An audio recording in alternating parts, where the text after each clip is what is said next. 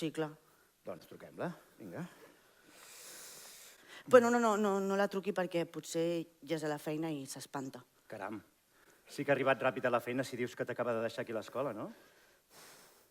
Vale, he vingut sol, content? No, Alan, no. Doncs què vol? Alan, saps quantes faltes de puntualitat tens? No les conto. Moltes. Molt bé.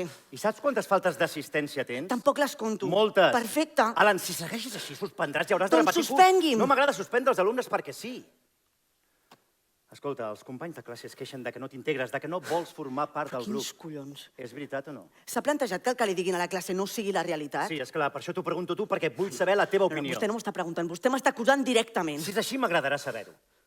En tot cas, has de saber que he rebut queixes de tu per part del professorat i d'alguns Com? alumnes. No, però si jo no he fet res, són ells els que em fan la vida impossible. Tinc entès que tu tampoc no els hi poses fàcil.